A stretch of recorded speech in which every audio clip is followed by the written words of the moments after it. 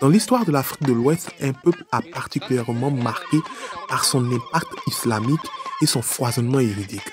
En effet, ce peuple a été un tremplin pour la propagation de l'islam en Afrique de l'Ouest.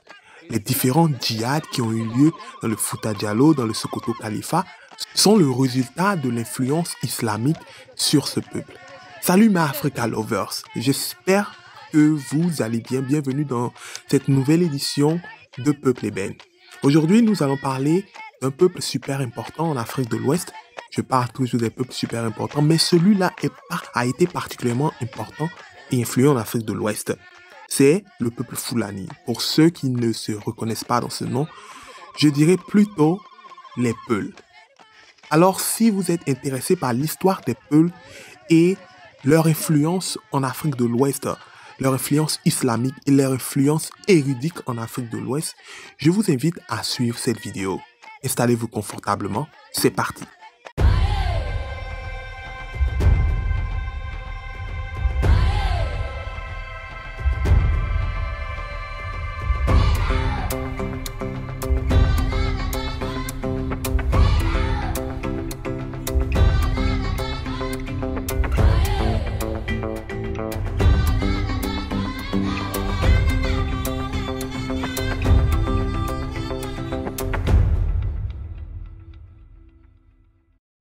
Les Fulbi, ou Poulo, ou encore Fulani, est le nom propre de ce peuple pastoral spécialisé dans l'élevage du bétail en Afrique de l'Ouest et du Centre.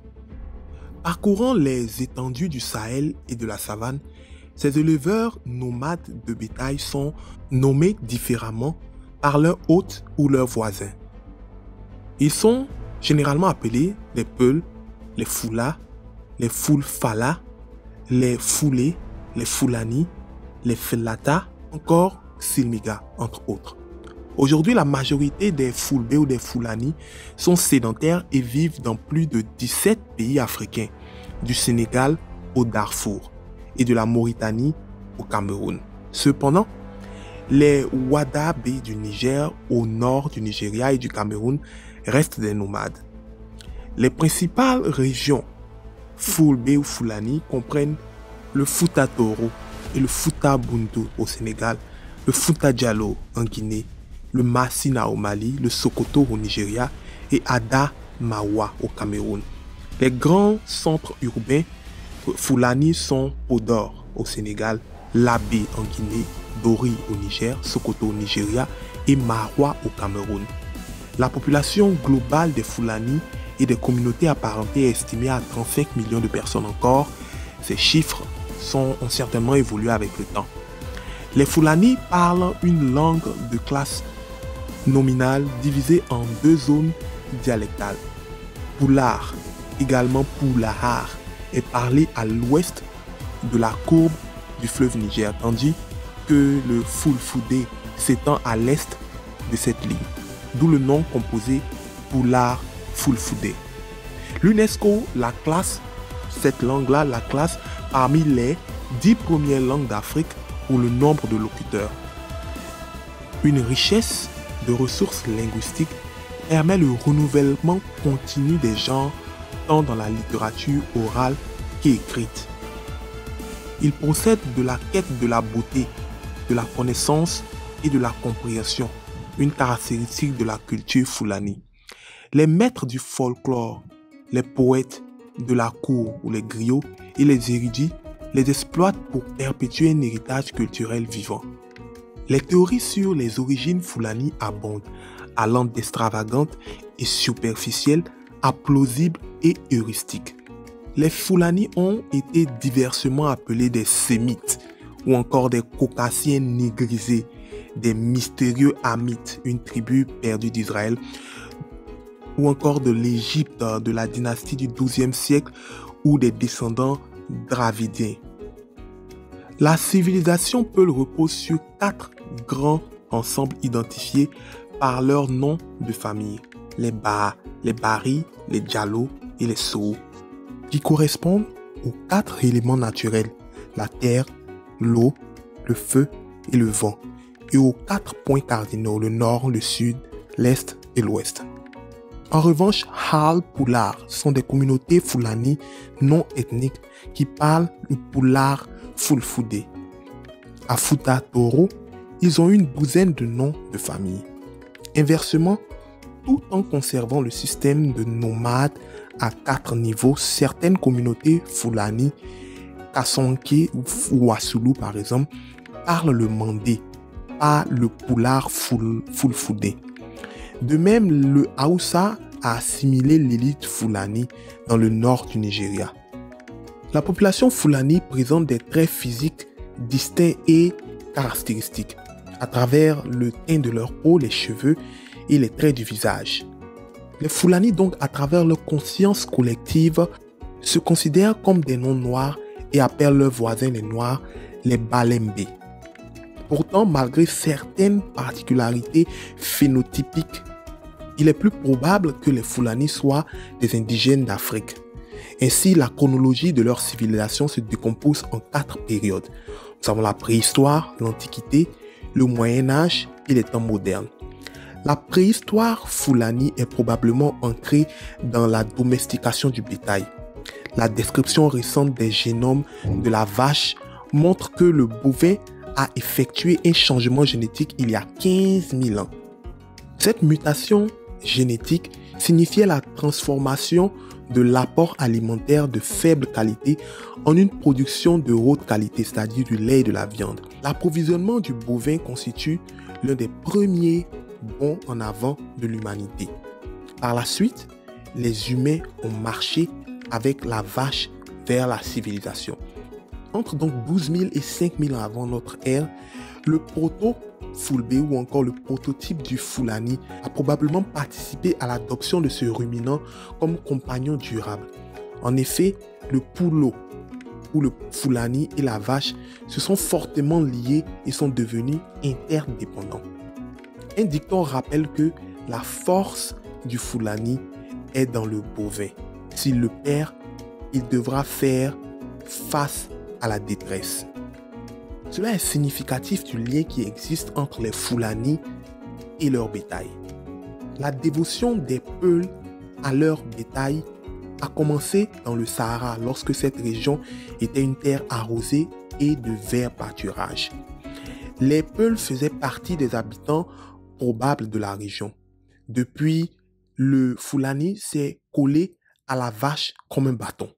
Au fur et à mesure que le désert avançait, ils ont émigré vers le sud-ouest, laissant derrière eux des gravures de leur mode de vie pastoral et de la trace de leur cosmogonie.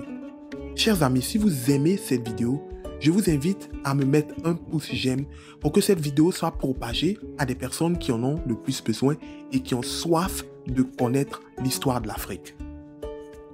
L'archéologue Lod en 1959 a été le premier à associer le contemporain Peul à cette découverte archéologique en Algérie. Et aussi Amadou Hampâté-Bâ et Diène Terrien en 2009 et en 1961 qui étaient d'accord et ont souligné des similitudes entre les rites pastoraux Peul d'aujourd'hui et certains dessins rupestres. Cependant, comme l'art rupestre est considérablement antérieur à l'écriture, son analyse implique des conjectures et par conséquent justifie la prudence. Ainsi, les chercheurs ont exprimé des réserves sur l'héritage saharien des Peuls. Cependant, aucune réfutation de l'hypothèse du professeur Amadou Hampâté-Bâ n'est encore apparue. La période bovidienne entre 4500 et 2500 avant notre ère a scellé le lien entre la société pastorale Peul et les troupeaux de bétail.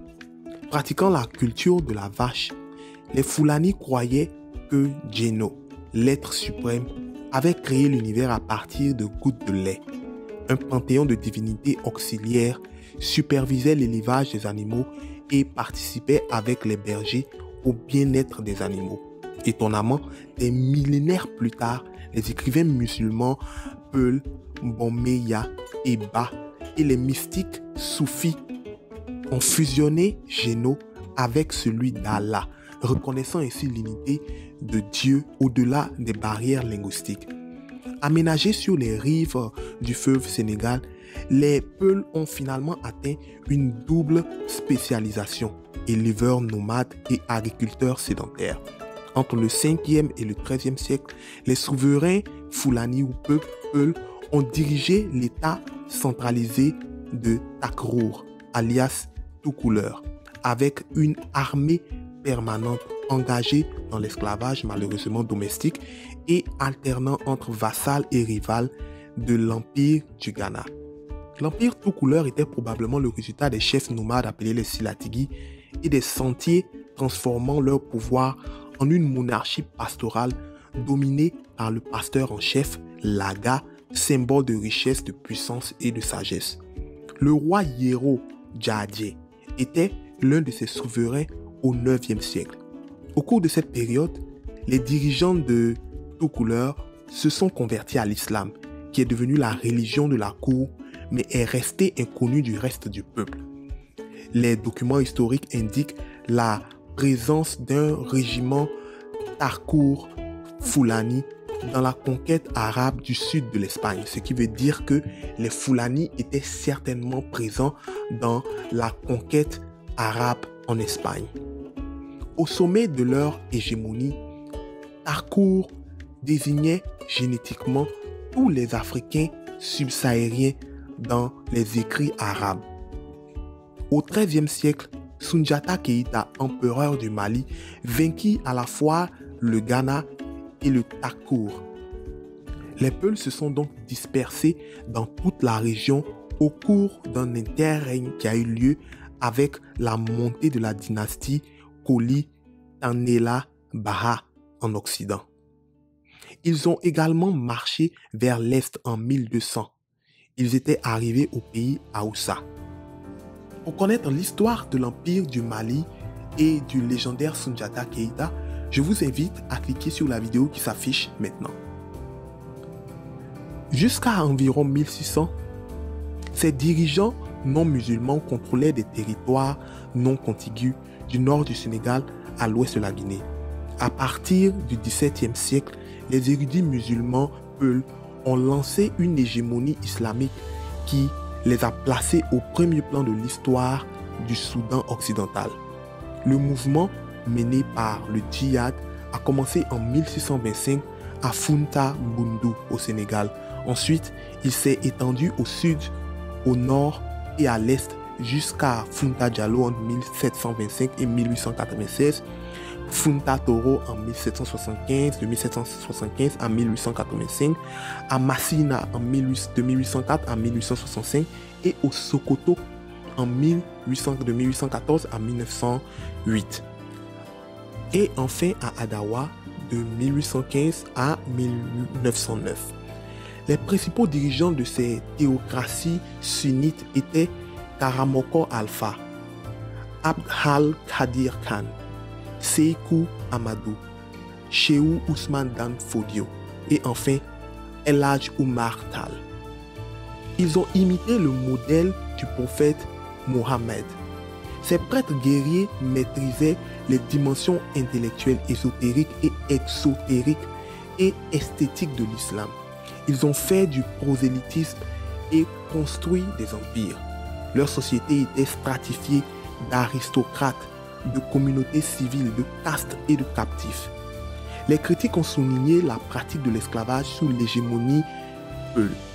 Cependant, cela ne devrait pas annuler les réalisations de ces dirigeants qui ont appris, enseigné, écrit et soutenu la dualité spirituelle et temporelle de leur règne. Au sommet des États Fulani ou Peul, deux grands esprits, Tierno Muhammadu Samba Mombeya et Ousmane Dan Fodio, ont séparément porté la littérature Peul vers de nouveaux sommets. Pourtant, la suprématie musulmane Peul a également considérablement modifié la tradition en remplaçant les nomenclatures indigènes avec des désignations arabes. De plus, les récits des dirigeants musulmans cherchaient à donner aux Peuls une ascendance arabe. Cependant, ce point de vue doit être interprété comme un dogme séculier du clergé au pouvoir. L'art matériel et la culture immatérielle des Peuls s'imposent comme originaux et universels. Pour Lakou, l'héritage culturel Fulbe Halpulaar est reconnu dans le monde entier.